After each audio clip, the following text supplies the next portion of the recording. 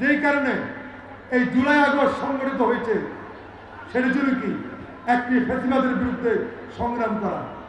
একটি ফ্যাসিবাদ সরকার বিনা ভোটে 16 বৎসর আমাদের ঘাড়ের উপর চেপে বসেছিল। তাদের কাছে কোনো আইনের তোয়াক্কা ছিল না।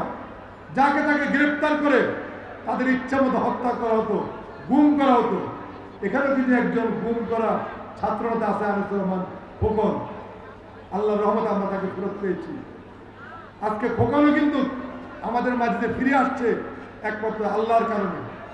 এই ফ্যাসিবাদরা সেদিন খোকনকে প্রায় 2-3 মাস তাকে গুম করে রেখেছিল।